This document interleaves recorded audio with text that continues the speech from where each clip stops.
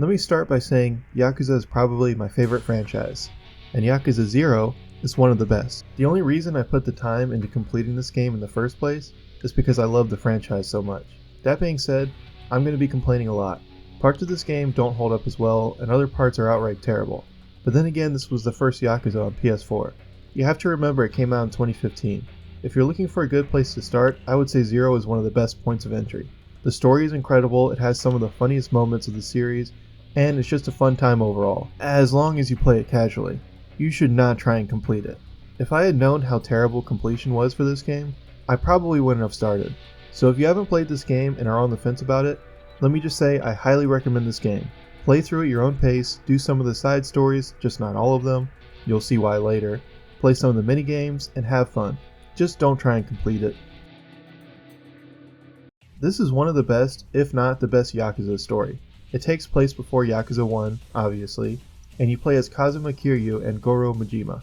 Kiryu is the main protagonist of Yakuza 1 through 6, and Majima is a side character for those games. This game takes place several years before the events of Yakuza 1, more specifically in the 1980s, and involves a power struggle over the Empty Lot, a plot of land that everybody seems to be fighting for, as well as a blind woman that, again, everybody seems to be fighting over. I think one complaint a lot of people had with this story is that Majima and Kiryu don't really interact at all in the game, except for a 10-second cutscene at the very end of the game. I wish Kiryu and Majima had more of an interaction in this game. Majima also seems very different in this game. He's normally like the Joker, but in this one he's very reserved and level-headed. Majima tries to kill several Yakuza, but is captured before he can and is tortured and forced to work at a club in order to repay a debt. Of course, they never let him repay it anyways. Towards the end of the game, Majima just decides he's going to be crazy from now on, and the first time I played it, this seemed to come completely out of nowhere, and I think other people criticize this as well. However, upon replaying it, Majima goes through some serious shit in this game. Not only that, but he also meets a couple of people that inspire him to just be a total badass and not give a fuck. The dude lost his oath brother, he's been tortured and forced to stay in Sotenbori to repay a debt, constantly getting thrown around and treated like a dog. I think any normal person in this situation might have a few screws loose by the end of it. The story is definitely one of the best aspects of this game, and upon playing it again, it definitely holds up. Now I'm really going to piss some people off. The combat is fine in this, but personally it's not my favorite. There's not much you can do until you start getting upgrades and going through training, and I felt it was way too convoluted to get deep into. Just as an example, most Yakuza fighting games have a counter. You play as Majima and Kiryu, and they both have 4 fighting styles. So that's 8 fighting styles overall. Let's say you want to use a counter. Not all styles have counters. Some have 2. Some require you to lock onto the enemy, some require you to be in second heat mode, some require third heat. Some moves have a big window for countering, some are extremely tight. Some counters require you to press triangle, some circle. And some say to press triangle to counter when you actually have to press circle. Yes, if you go to the abilities and look up how to do a move, one of them is just completely wrong. So you're never sure if you're hitting the wrong button, or if they just fucked up explaining how to do the move. And I feel like this would be something easy to patch out, but it still says the wrong button to do the counter. Anyways, some of these counters work only on melee attacks, some work on smaller weapons but not on larger weapons. Luckily, this isn't spelled out for you anywhere, so who fucking knows what counters what. Some of the counters require you to find the right trainer to unlock, some you can unlock pretty early, and some you have to wait until Majima or Kiryu's business open up around halfway through the game and progress far enough to unlock more abilities so you can finally unlock the counter. The combat is very in-depth in this game, but it takes far too much effort and time to unlock everything that it's just not worth it. The game also does a terrible job of explaining what does what, and locking some moves behind a trainer or business, or literally billions of yen, or it's a move you can only use when your heat is on a certain level, and by the time you've unlocked it, you're already far enough to not care, and trying to learn how to use it takes so much trial and error, because again, nothing is spelled out, you're better off just going with the spin to win strategy. I know I'm only using about half the moves, and I'd like to use more, but it's just not worth trying to use a move over and over until I look it up and find out I'm pressing the wrong button, because everywhere the move is referenced in the game, the wrong button is listed. Majima's styles are an awesome addition, and they're a lot of fun if you don't get too deep, but as soon as you try and use the more obscure moves, it becomes more trouble than it's worth. Mr. Shakedown is a new enemy that you'll see walking around town, and he'll have a number over his head. That's how much money he's carrying. If you beat him, you win the money. If you lose, he takes your money and you have to find him and beat him to get it back. I love this idea, but I feel it was executed somewhat poorly. Almost all of Mr. Shakedown's moves are one-hit kills. If they don't kill you instantly, normally they'll stun you or knock you down, leaving you open for a second attack, which will take you out. I always felt like one-hit kills are incredibly cheap. Take an easy game. Think of the easiest game you've ever played. Now imagine trying to beat it without getting hit at all. Yeah, it's harder, but that's not a good way to increase difficulty. Mr. Shakedown has about 4 moves, so he's easy enough to avoid getting hit by, but he has a shitload of health, so it takes forever to get his health down. You also can't get a combo in on him, because no matter when you attack him, he'll always start blocking after about 2 hits. Most of your combos will leave you open for an attack anyways, so the best and safest method to beat him is to wait for him to attack, dodge, and get 2 hits from behind, repeat for several minutes until he's done. This takes forever and is incredibly boring, but it works. You could try mixing it up a bit using heat actions and special moves, which I tried, but I got sick of playing perfectly for a couple of minutes, getting him down to a few hits left, only for one move to randomly miss, leaving me open for an attack, and now I lose all my money and have to track him down again. If Mr. Shakedown was in the same place once he took your money, it would be a lot less frustrating, but having to track him down every time gets old quick. There's multiple Climax battles with Mr. Shakedown that you can retry as much as you want, so if I want to experiment with Mr. Shakedown, I'll do that. But there's too much to do in this game to spend hours fighting and tracking down Mr. Shakedown. You can buy zap guns and slime guns pretty early on, and you can buy as many as you want. This destroys Mr. Shakedown. It destroys everyone really. The money you earn from beating Mr. Shakedown outweighs how much you spend on zap guns by far, and it's absolute the quickest way and most consistent to beat him. Yeah, this is cheap, I don't care, so is he. I beat Legendary difficulty and all the Climax battles. I'm using the zap gun to save time. There's also a glitch, I think?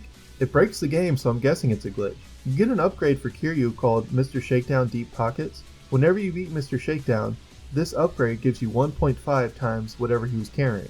Normally, the most he carries is about 2 billion yen, so the most you can win is 3 billion per fight, right? Well, you can carry a lot more than 2 billion, and Mr. Shakedown takes all your money whenever you lose to him. So, you purposefully lose to him, find him again, beat him, and boom, you just got 1.5 times however much money you had. You can very easily use this trick to get trillions of dollars pretty quickly. Speaking of money, this game is so generous with money. Kiryu and Majima both get a business where they can make a shitload of money with minimal effort. This is one of the only games where you don't ever really need to grind for money. And if you do, the Mr. Shakedown trick makes the time it takes negligible. Your abilities cost money to upgrade, so money is important. I will caution you, if you decide to play this game and end up with trillions of dollars, you end up unlocking a legend style for completing Kiryu and Majima's business, and once you buy all the abilities, it levels up and you can buy all the abilities again. Don't go past level 2, it breaks the game. You can just keep upgrading legend style, especially if you have fuck you money, and you'll be so powerful. You can just set the controller down for an hour during a fight, come back, and you'll have lost barely a tenth of your health. I've seen a few people who upgraded the legend style as much as they can, because it's there, so why not? Only to find out they kind of ruined the game for themselves. The amount of money you have also ruins gambling in this game. You have so much money, gambling is only useful for fun, and as I'll talk about later, most of the gambling games are not fun. You have a list of completion points, which are all required to get all trophies. You can use completion points to buy upgrades, but there isn't actually enough points to buy all the upgrades. You have to roll your progress over into a new game at least once to get everything. I'll save the specific completion points for their respective sections, but just know if I mention a completion point, this is what I'm talking about. There's also an overall completion list, which isn't necessary for anything other than to keep track of everything you've done. There's no reward for completing this, so I didn't bother with it. The side stories are amazing. Here's some random clips with no context.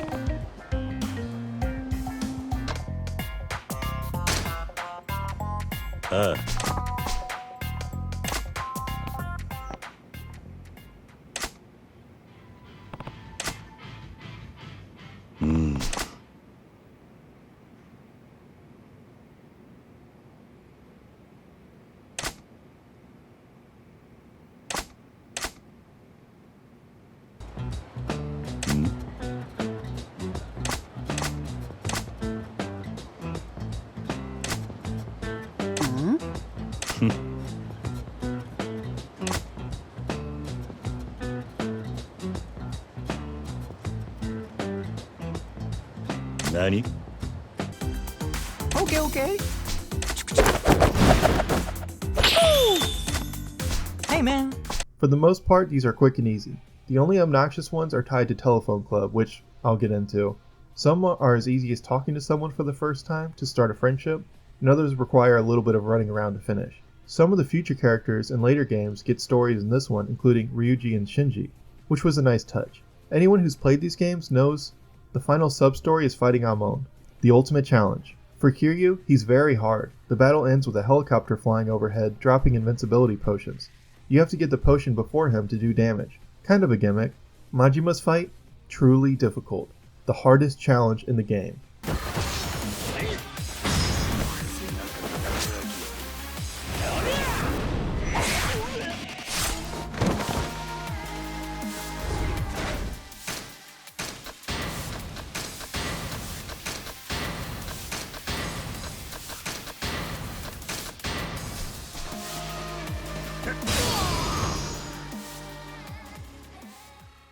Holy shit, you fucking killed her, dude! Sorry, they let you one-shot Amon. I couldn't resist.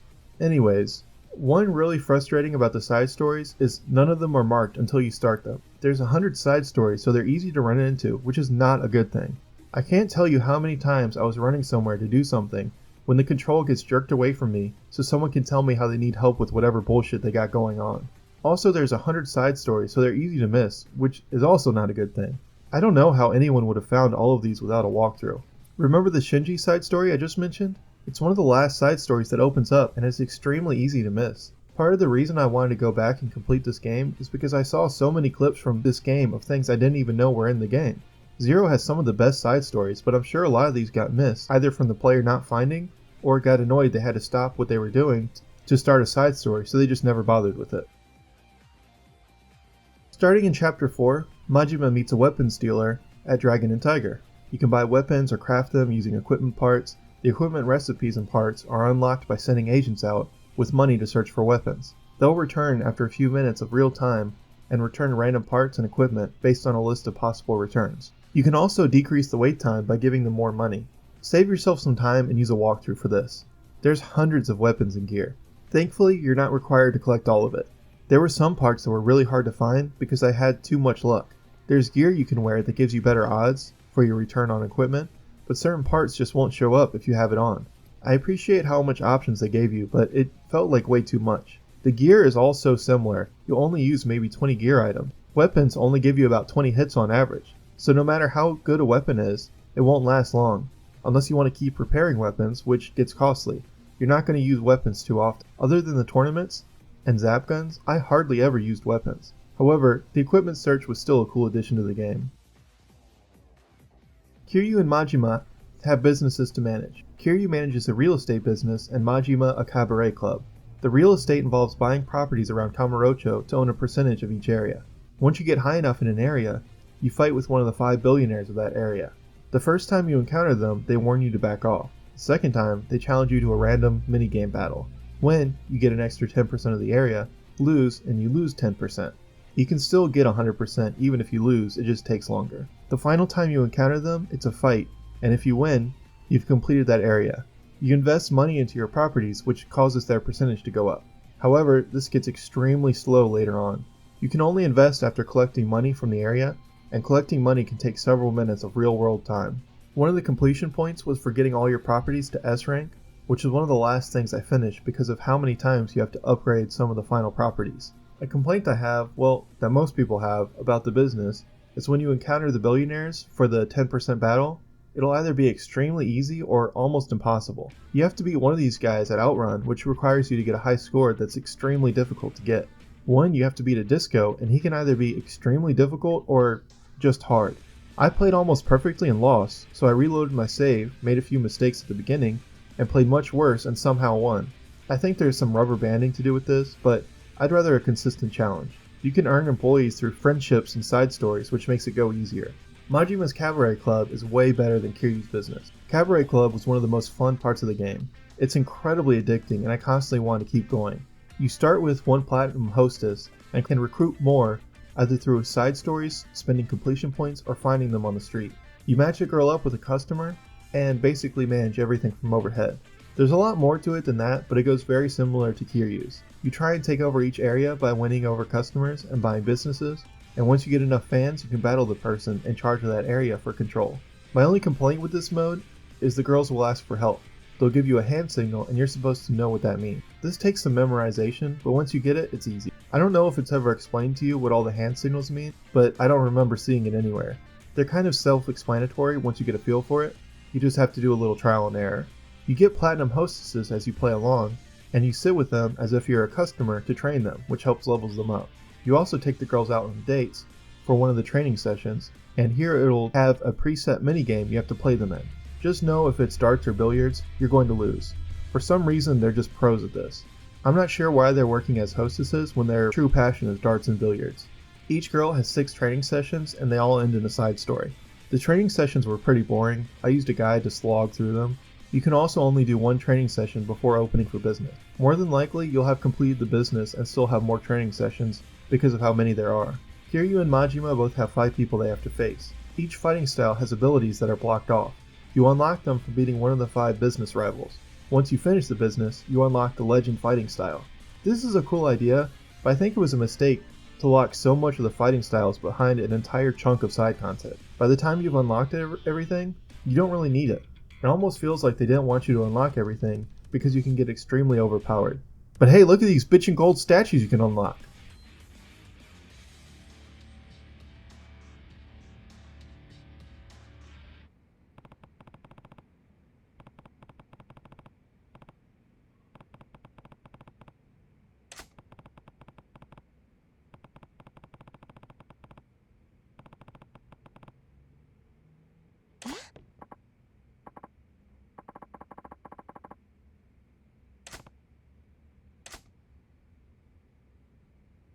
Fuck you say to me, you little shit!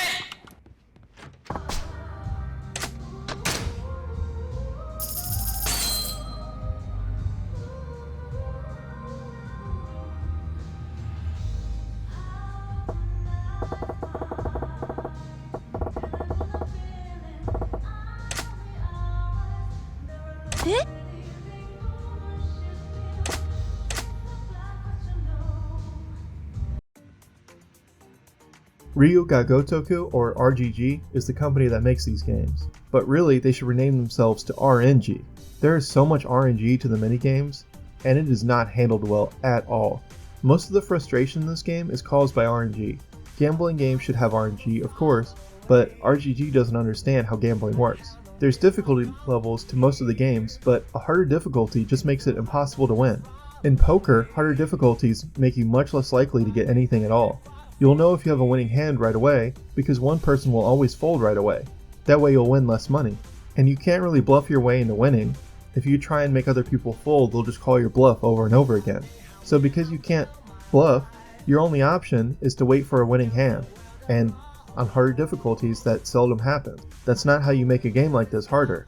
For Mahjong, a harder difficulty should mean the NPCs make better hands and are more careful of what they get rid of. But it just means it's impossible for you to win most of the time. You'll get exactly what you don't need. If you're one tile away from winning, that tile will never come up. A lot of times in Mahjong, you can call Richi, which I won't go into. I'll just say it basically means you only need one more tile in order to win. The game will show you what tiles are left. So I would always wait to call Richi when I had 2 different tiles that could come up for me to win. And I would make sure there was 4 of them left in the stack. And somehow, every single time, those 2 tiles, even though there's 4 of them, just would not show up. This is such a shitty way of artificially making the game harder. Even if you're an expert at these games, you'll still be stuck on them for several hours before the RNG gods allow you to have a chance. The good news is these games are a lot more balanced in the newer Yakuza games. I mean, Mahjong still sucks and has the same problems, but everything else is a lot better. You can tell they put a lot of passion in these mini games, and these are fine for a few minutes, but most of these just are not enjoyable at all. Let's just say there's a reason a lot of these aren't in the future games. Let's start with one of the better mini games. In Pocket Circuit, you build a mini racer and race opponents.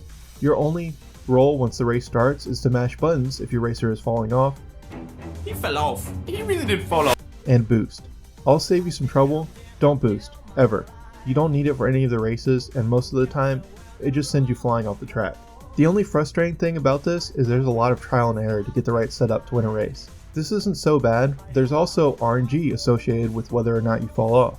About halfway through, I used a guide to be sure I had the best setup, and for about half of these races I would fly off the track.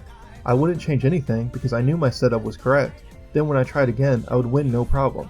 If you're not using a guide and you manage to get the right setup through trial and error and still lose, you're going to go with a completely different setup when you had it right the first time.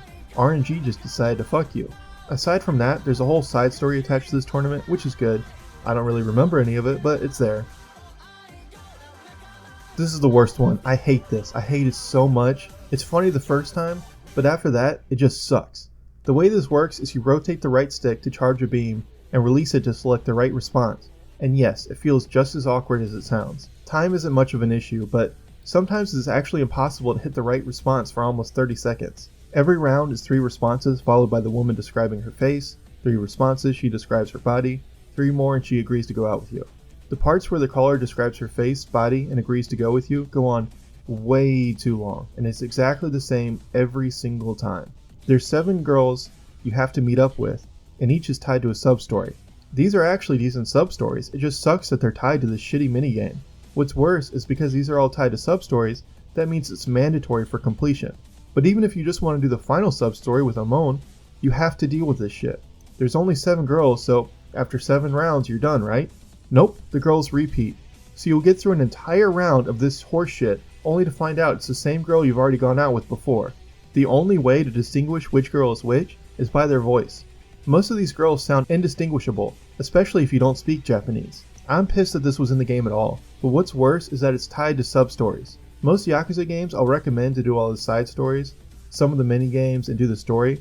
Let's be real, no one's crazy enough to enjoy completing these like I do, but with this one I can't even recommend that because of this one terrible minigame tied to 7 side stories that you have to play over and over again to try and find the right girl. This one minigame ruined completing side stories for me. As I said, gambling is not really fun in these. Most of them are broken by RNG, but Koi Koi is still fun. They're not worth playing for the money, there's a million better ways to earn money in Yakuza. Most of these were pretty painful to complete, at the worst, and at their best they were boring. There's also no cheat items for gambling, as there are in other Yakuza games, so it drags on even longer. The one gambling game I do want to talk about is CeeLo.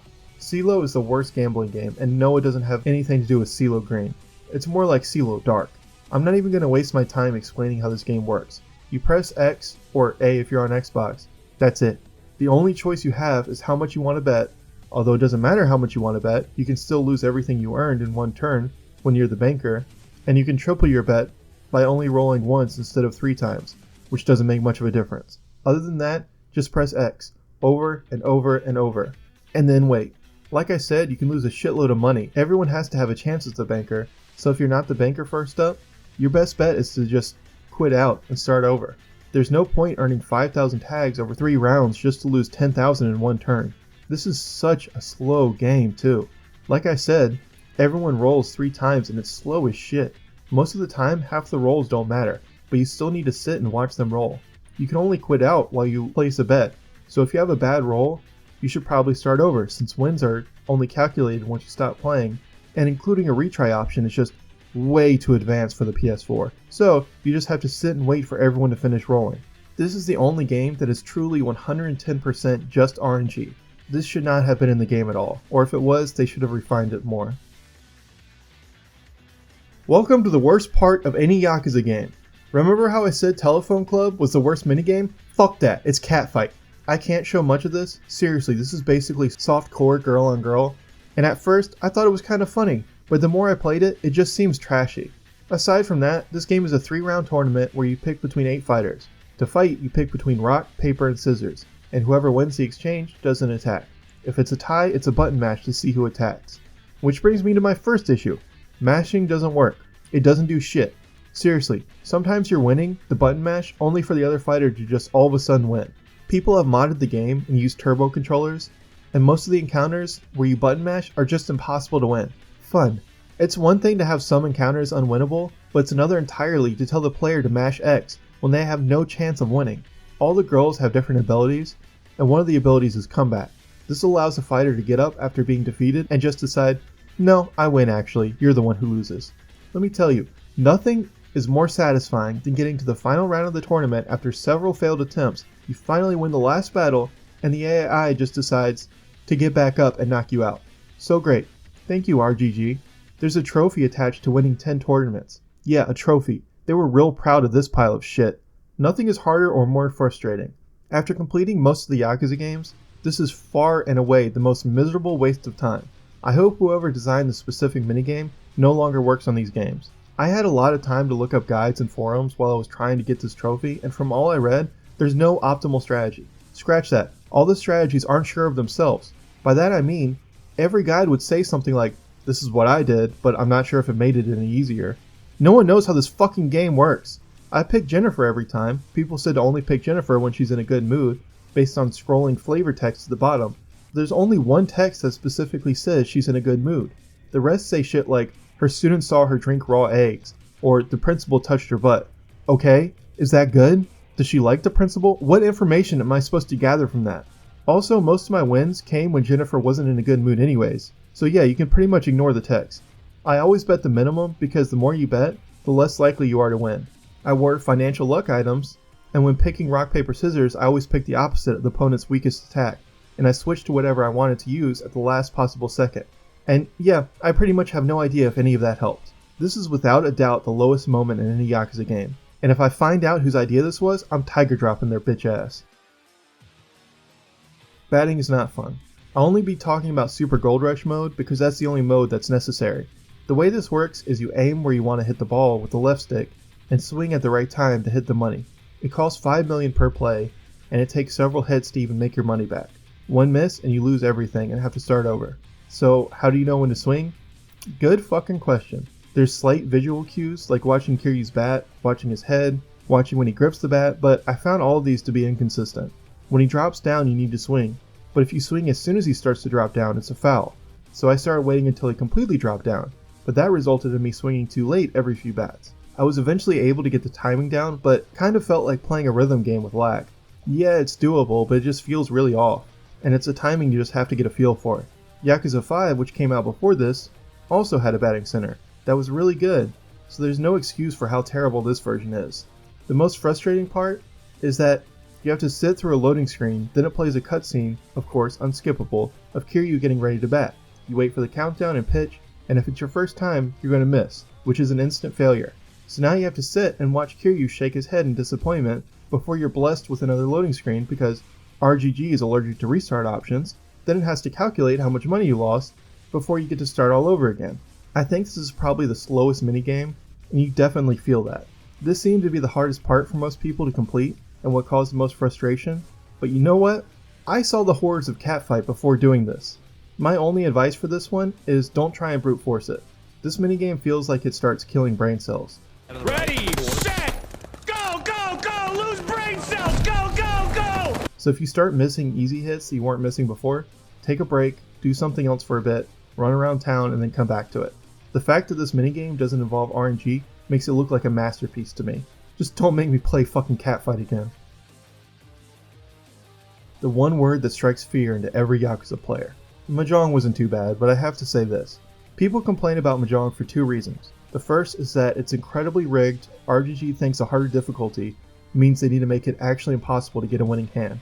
To that, I'd say just play the expert table until you eventually win enough money for completion, and yes, it does suck, but after that, for all the other challenges, play ranked mode. It's actually pretty balanced because it's not so rigged in the computer's favor, at least until you get to the higher ranks. Remember, you don't have to win the entire game, just have to get certain hands, so play for big points and different hands and then quit out. The second reason people complain about Mahjong is because they don't know how to play Mahjong. What? There's no helping these people. It may take you half an hour to get the basic understanding of Mahjong. It's basically poker with more cards. Once you learn the basics, you can start going for more advanced hands and learn as you go. There's no excuse to not learn how to play if you're going for completion, and Mahjong is actually pretty fun. I don't understand how people can try and brute force through Mahjong for several hours and then get mad that they can't win. If you spent half that time learning how to play, you'd already have completed it. Mahjong in Yakuza games can be extremely unfair and frustrating, but complaining about Mahjong because you don't know how to play Mahjong instead of just looking up how to play is pretty fucking dumb. Anyways, this is about what you'd expect from a Yakuza game. It'll take you a bit, just know that you'll have to go with some bullshit RNG, but you'll eventually get it. You can complete ranked mode, but it'll take you at least a full day, and the reward for it is just equipment parts that you can easily get from Dragon and Tiger, so it's best not to bother with it. These feel like such an afterthought. Aside from Majima's hostess training for his business, you have no reason to play these unless you actively seek them out. Darts is terrible. My first experience with darts, as with most people's, is through the hostess training. You start with house darts, the worst darts, and can only get more from playing darts. The hostess you play against is an absolute demon at darts, so you don't have a chance. The way this works is you pick your darts, hold the dart steady where you want to throw, and hope it goes where you aimed. If you have the best darts in the game, it pretty much goes exactly where you want it to. If you don't, well, they just kind of pick a random spot on the board and go there. So the first time you play darts, it'll probably be against someone who's absolutely amazing at darts, and you don't have a chance of winning. Fun. I don't know why anyone would want to play darts on their own after their only exposure to darts is getting slaughtered, and none of their shots go anywhere near where they want them to. It's a shame because there's a couple of dart challengers that are actually kind of interesting. One person tries to hustle you and makes you drink between matches, which causes your vision to get blurry. But most people probably never saw this because they got wrecked in hostess training and never bothered with darts again. It's the same with pool. At least with pool you don't have a terrible pool cue that hardly works and you have to play several times to get a halfway decent one. Pool was really fun for me, as long as I was playing by myself.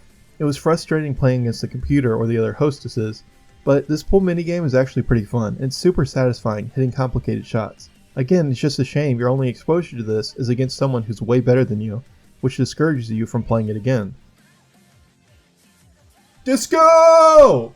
Fuck yeah, man, disco! I fucking love disco. For a lot of people, this was their least favorite minigame, but I loved it. You press the right button at the right time and have to move over to press it. Every block you move is a step, and the more steps, the higher your score. My only complaint is that it's kind of hard to tell when to hit the button.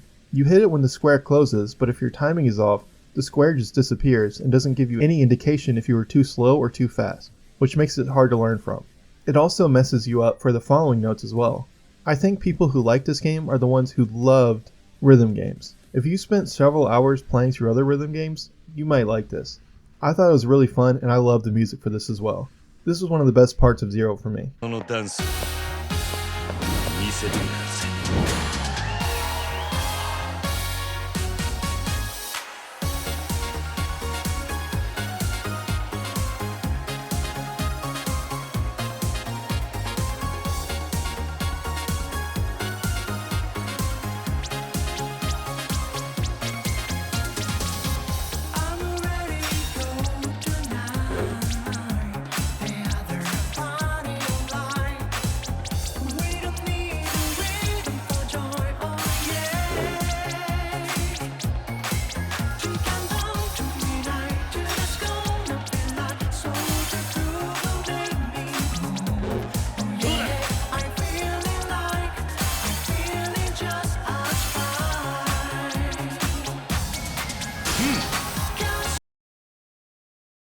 It's basically Hatsune Miku.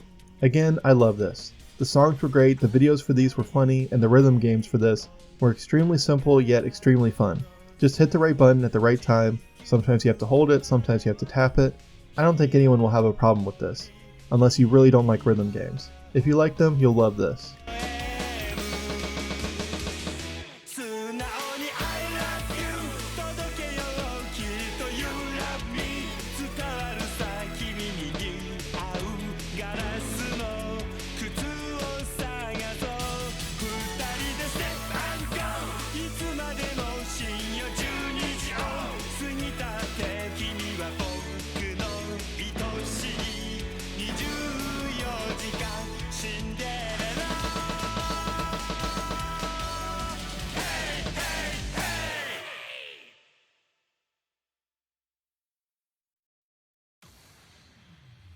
Coliseum sucks. None of these are very hard. There's about 10 Coliseum battles.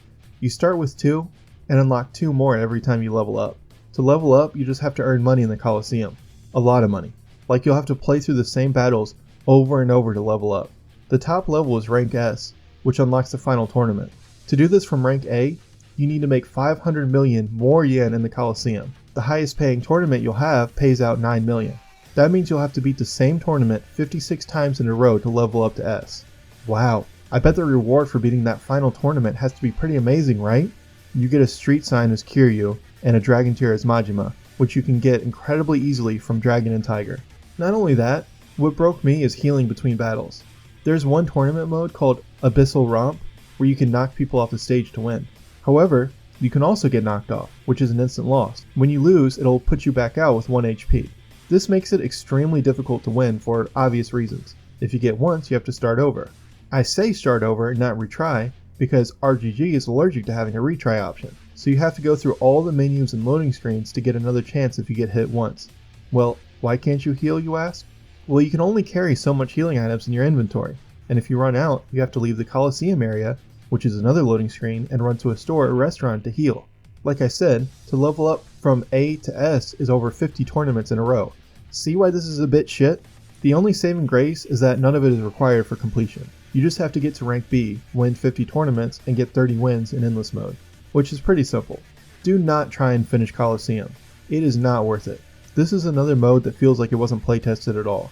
Oh, and I didn't even mention Kiryu and Majima's rank isn't shared, so if you truly want to be anal about this, you have to get to rank S with both of them. The hardest part of the game that doesn't require hoping you get lucky with RNG is Climax. These are story battles with some kind of twist on them, as well as special battles with special circumstances. They're broken up into 4 modes, the first of which is Proving Grounds. There's 10 of these and they all vary wildly in difficulty. There's one you can't even lose. You have to avoid being hit as long as possible, but if you get hit right away, it's still a win. The hardest one was Proving Ground 6. You're Majima fighting 3 Rush Style mentors. Using Rush Style, you need to earn 30 million yen in 2 minutes. You earn money every time you knock someone down, but the enemies all counterattack as soon as you knock them down. The amount of money you earn goes up the longer you go without getting hit or knocked down, but that's kind of fucking hard when they counterattack as soon as you knock them down, and you have to knock them down. Also, the enemies vary from being extremely passive to acting like you killed their dog and they're out for revenge. You have to play perfectly and get a lucky run, but if you mess up, you can't restart because RGG is allergic to restart options. You can't even pause and quit out. You just have to sit there and wait for time to run out. Go through all the loading screens again for another attempt. This definitely feels like one of those moments I have doubts they playtested this. After you finish Proving Grounds, there's Melee Battle. You have to beat the enemies in a time limit. Most of these aren't too bad except for one. Melee Battle 2, you play as Majima and have to beat 3 waves of enemies in 90 seconds. Heat actions don't cost time, so the quickest way to beat the enemies is to throw them to the ground, then use a heat action to take them out. The final wave has a stronger enemy, and heat actions barely tickle him, so you have to use a few combos to take him out and hope he doesn't decide to block. You have maybe a few extra seconds left on this one. It felt way too precise. Some of these were clever. You have to take out a room full of dudes in 10 seconds. Impossible, right? Well, there's a cannon in the end of the room you can use to take everyone out. I like this because it forced you to read the room to see how to best beat this challenge. Next were the Millionaire battles, which are just Mr. Shakedown battles. If you've been doing these throughout the game, you won't have much trouble. Kiryu and Majima's final challenge is to beat 2 Mr. Shakedowns at once, which was a fun challenge. Lastly are the Ultimate battles, which are Boss Rush battles. The first 2 are difficult and the rest are cakewalk. I thought it was cool a Boss Rush mode was included, as the boss fights are some of the best moments in the game. You also fight Kiryu's bosses as Majima, and Majima's bosses as Kiryu. The only bad thing about these is that you have to beat every other Climax battle to unlock these, and the Ultimate battles are by far the most fun. A lot of people said they gave up on completion from the Climax battles, and honestly I don't blame them. The 2 I mentioned I had to walk away from a couple of times because I was getting so frustrated. One of the final challenges you'll have to complete is beating the game on the hardest difficulty, Legend. The way most Legend playthroughs have been handled is after completing the game once on any difficulty, you unlock Legend. You can then use your previous game to start a new game plus on Legend difficulty. This one is different in that you have to start a new game to access Legend difficulty. This means all your previous progress, all your money, all your equipment, all your fighting styles and abilities, everything is gone. You have to start from scratch. On one hand, I see why they did this. Legend will be pretty easy if you've already unlocked all the fighting styles. However, I earned all that stuff. Why not let me use it? Plus, none of the fights are anywhere near as hard as the Climax battle challenges. You can easily make yourself overpowered by Chapter 4 because Kiryu gets his Beast style, which is extremely overpowered, Majima gets his Breaker style, which you can use to spin to win, and by this point in the game, you can completely stock up on Zap Guns, which absolutely breaks the game. After already finishing the game and completing everything, I can't imagine they'd expect the player to spend hours and hours unlocking all their abilities again. As stated, Kiryu and Majima can't unlock all their abilities or their 4th battle style unless you complete their business side stories, which is a huge time sink. You also need to do several side stories to make the businesses easier. You also need completion points to not only make businesses easier, but make the playthrough easier in general. You also have to finish the completion list to complete the game, but it's going to be a million times easier and quicker to finish the completion list on a normal difficulty, plus it all has to be done in one playthrough anyways. So you either complete everything in a normal playthrough and use cheap tactics to get past Legend, do everything in Legend and just quickly run through the game on normal, or do everything in normal and then go back through Legend and do a good portion of the completion list again. Guess what I chose? The quickest and easiest option. Legend just feels like it wasn't tested or thought out at all, and seeing how shitty Catfight is, and that it's tied to a trophy, makes me think nobody working on this game actually obtained all the trophies themselves. Because if they had, someone would have said, hey, this is a huge waste of time and not fun at all. Even if someone did decide to beat the Legend playthrough without using any cheap tactics, I feel like the game punishes you for that. On Legend, everything is way harder, obviously, and if you get a game over, you go back to your last save. Some of the missions don't allow you to save for quite a while, which seems overly punishing, considering the hardest parts of the game have nothing to do with your combat skill. There's quite a few missions where you have to protect Makoto during a fight. The problem with this is that Makoto's health bar can be wiped out in mere seconds. If you get knocked down or get surrounded by dudes, there's not much you can do. If you fought a boss flawlessly, snuck through the side alleys perfectly, you still have to fight a group of dudes that surround you in a circle. They can kill Makoto in seconds, and you can't heal her. If she dies, that's it, you have to start all over. So you can play this section over and over, hoping you get lucky and no one gets to Makoto, or just be cheap and whip out your shoddy. There's also a shooter on rails section that is pretty terrible. You can only take a couple of hits before you die. This seems to be the biggest roadblock for most players' Legend playthrough. A lot of people struggle for days before they eventually beat this one section, not only because of the difficulty of the shooter, but because right after that, there's another Protect Makoto section, with no chance to save. I don't mind playing the same climax battle over and over again. The loading is annoying, but they're short battles and once I beat it, I'm done.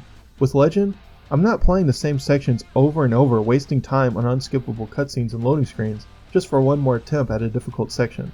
Which leads me to another complaint. Yakuza 0 goes from fully rendered cutscenes to just an endgame scene of characters talking to each other, then back to fully rendered, all back to back. Each one has a loading screen, and while you can skip all of these, you can't skip the loading screens. So a lot of times, it's skip the cutscene, loading screen, skip the cutscene, loading screen, skip the cutscene, loading screen, battle that takes a minute, loading screen, and then several more cutscenes. This wouldn't be so bad, but on top of all of this, some of the scenes are completely unskippable. Most of these are the most boring, useless scenes. If you're playing on Legend, you've already played through the game, which means you've already watched all of the story, and you've been through all the tutorial shit, but the game still makes you sit through all of that again. I wish they had a Legend playthrough that was just actual gameplay. They should have had a mode where they pick what abilities and equipment you have, and you can play through each level without all the bullshit, or just let you put your clear data into your Legend playthrough. After going through the climax battles, even without being cheap, I was able to cruise past every fight and boss battle, barely being hit. So Legend isn't even close to the difficulty of climax battles. As it stands, Legend playthrough just kind of seems like a waste of time to me. Listen, I love this game. My first playthrough of this game, where I just did whatever, was a lot of fun. For a long time, 0 was one of my favorites, and I know it's considered by a lot of people to be the best Yakuza game. However, unlocking all the trophies and completing everything just showed way too many glaring issues to ignore.